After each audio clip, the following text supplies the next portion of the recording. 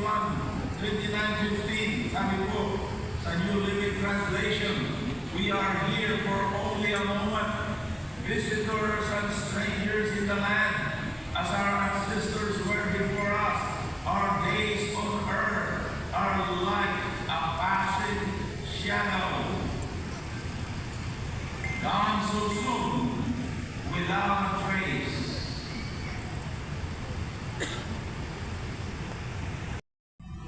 Sa mundo ito. Pero bilang mga Kristiyano, ano dapat ang ating pananaw tungkol sa buhay? So number 5, Christians view life is a victory. Ang buhay ay isang matagumpay na buhay. This is the ultimate view of life given to us in the Bible, is that of a victory. Ito po ang tinuturo ng salita ng Diyos. Yes, totoo na mayroong mga pagsubok, totoo na mahirap, totoo na may mga bagay sa mundo ito na walang kabuluhan, totoo na ang buhay ay maikli lamang. Bakit? Ang pinaka-importante katotohanan ay ang buhay ay tagumpay, victory. Can you say big amen? Palapakan natin ang Panginoon. Bakit sasabi mo, Pastor, ang aking buhay ngayon ay walang tagumpay? Dahil nalugi ako sa negosyo, dahil namatayan kami sa aming pamilya, dahil sa sakit, dahil sa ganitong mga bagay na nangyayari. Yes, totoo man yan, kapatid at magulang. Pero hindi lamang natin tinitingnan ang pagkasalubuyan. Ang tinitingnan natin ay ating mga hinaharap at ang plano ng Diyos para sa iyo, para sa akin. At pagkatapos ng buhay na ito ay meron pang mas mahaba. In fact, walang hanggang na buhay na inalaan ng Panginoon. Ganito pong sinasabi sa Romans chapter 5 verse 17. They which receive abundance of grace. Sabihin mo, abundance of grace. Abundance of grace. Sino yung mga nakareceive ng abundance of grace? Shall reign. Tayo. Ikaw. At ako. Natagam natin ang napakaraming biyaya ng Diyos. Noong ikaw ay lumapit kay Jesus, nung tinanggap mo si Jesus bilang sarili mong tagapagligtas, nung ikaw ay na-born again, nagsisi sa iyong mga kasalanan, lumapit sa Diyos, inanggit mo ang kanyang ginawa sa krus ng Kalbaryo upang mabigyan ka ng magandang kinabukasan. At si Jesus ay pumasok sa buhay mo. Ikaw ay nakatanggap ng abundance of grace.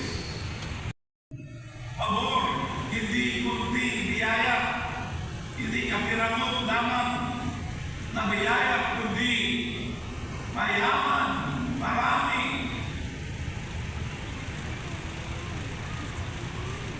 Maraming biyaya. Malaking biyaya binigyan ng Diyos sa iyo sa akin. Ang kanya says, hindi lamang we receive abundance of grace and the gift of righteousness. Binigyan po tayo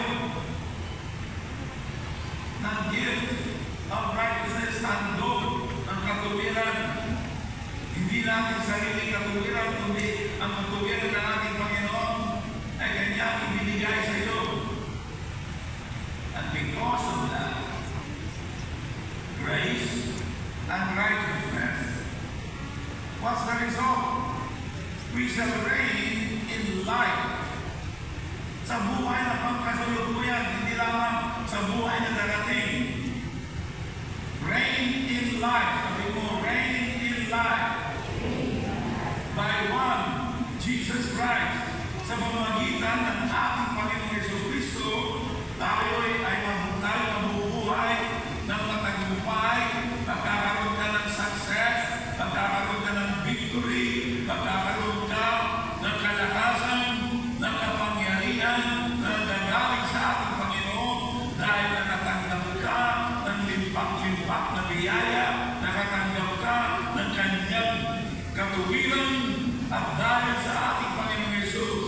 ikaw ay maghahari sa buhay. You will reign in life. Hindi ka talunan, kundi ikaw ay isang mananagumpay. Palagpakan natin ang Panginoon. Ikaw ay mananagumpay. That's what God wants you. God wants us to reign in life by Jesus Christ. Our victory does not come through our own personal effort and striving. It comes to the Lord. Kaya napakahalaga, araw-araw ay tayo'y mananatili sa Panginoon. Araw-araw tayo nananalangin. Araw-araw tayo nagbubuklay sa Kanyang salita. Araw-araw nakikinig tayo sa mga awitin na pagpupuri sa Panginoon at umaawit ka rin. Pag dumarating ang mga tension, pag dumarating ang mga stress, pag dumarating ang mga stress, masakit ang iyong balikat, masakit ang iyong liig, masakit ang iyong likod, you got all these pains, parang, nanginginig ang iyong kamay, hindi mo alam ang iyong gagawin, hindi ka makatulog. What do you do? I want you to stand and say, Lord, you are the Lord of my life. Ikaw ang aking kalakasan. Ikaw ang aking gabay. Ikaw, Panginoon, ang may-ari ng aking buhay. At sinabi mo na ako'y magkakaroon ng tagumpay. Greater is He who is in you than he who is in the world. Yes, give the Lord a big clap of praise. Amen. Life is a victory. Sabihin mo sa inyo katabi, life is a victory. Life is a victory. Hallelujah. Yes. Too many life is a void. Too many life, it's nothing. Life is short. Life is a fixation, full of troubles, full of problems. Tutuloy yan. Na may mga problema. Life is short. But beyond all that, because of our Lord Jesus Christ, it is victory. We can reign in life. So how can we live a life of victory? It's by Jesus Christ. But what is the prescription that you and I will live a life of victory? Here it is. The way of victory in life is for us, is the way of death. Death? Way of death? Apa ba yan? Yes, death. Not physical death, but death to oneself. Death to sin. Death through all the things of this world. Ito po sa John chapter 12, verse 24 to 25. Ganito po sinasabi ng Biblia. Most assuredly I say to you, unless a grain of wheat falls into the ground and dies, it remains alone. But if it dies, it produces much grain. O ito na. He who loves his life will lose it. What yan? He who loves his life will lose it. And he who hates his life in this world will keep it for eternal life.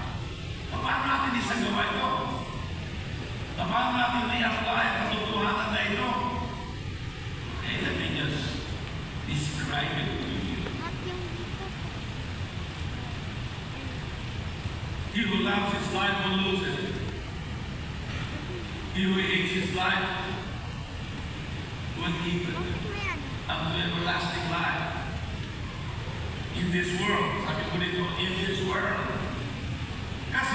ang mundong kinagagalawan natin ay wala silang pakialam sa mga bagay-bagay ng Diyos. Wala silang pakialam sa relationship with the Lord. And so, in this world, they like to chase pleasures. They like to chase the things of this world.